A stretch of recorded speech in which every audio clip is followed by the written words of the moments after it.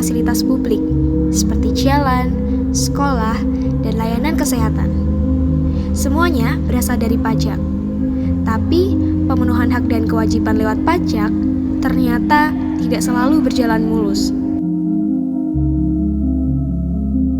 Kita punya kewajiban membayar pajak. Sebaliknya, pemerintah berkewajiban memenuhi hak kita lewat layanan publik. Idealnya, hubungan ini berjalan seimbang.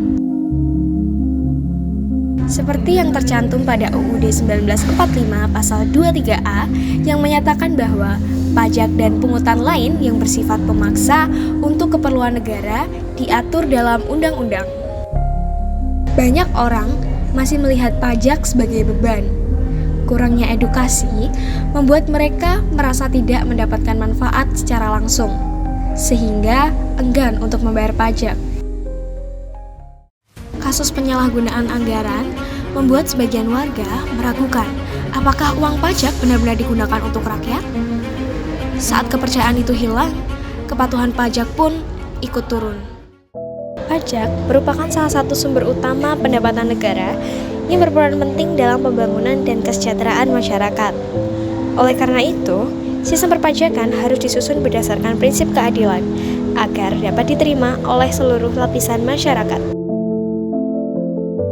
Tetapi, dalam pelaksanaannya masih terdapat beberapa permasalahan yang sering terjadi.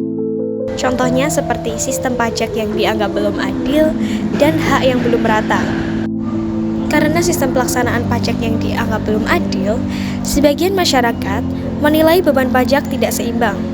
Ada kelompok yang terbebani, namun ada pula yang menghindari pajak. Ketidakadilan ini memicu sebuah keluhan. Indonesia merupakan negara yang luas, namun tidak semua daerah merasakan manfaat pajak yang sama. Ada wilayah yang berkembang, tapi ada juga yang tertinggal. Ketika pelayanan publik tidak merata, masyarakat merasa haknya belum terpenuhi. Seorang ibu hamil bernama Iren Sokoy di Jayapura, Papua, meninggal dunia bersama bayi dalam kandungannya usai ditolak 4 rumah sakit saat akan melahirkan Selasa 18 November 2025. Hal tersebut menyebabkan banyak orang berpikir bahwa hak yang dilaksanakan belum merata karena pelayanan publik masih dianggap tidak seimbang. Masalah-masalah ketidakmerataan fasilitas ini menciptakan lingkaran negatif, dan jika dibiarkan, negara semakin sulit memenuhi hak masyarakatnya. Namun, dari beberapa masalah tersebut, terdapat beberapa solusi yang dapat dilakukan. Yang pertama adalah edukasi pajak yang lebih masif.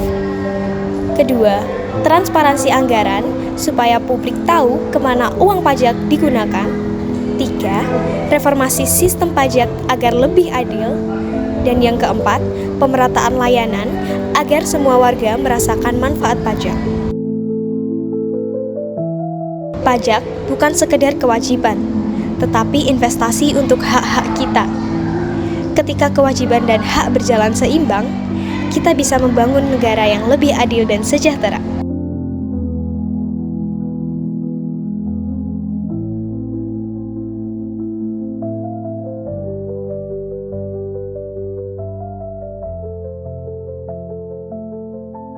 Bayar pajak dan dapatkan hak Anda.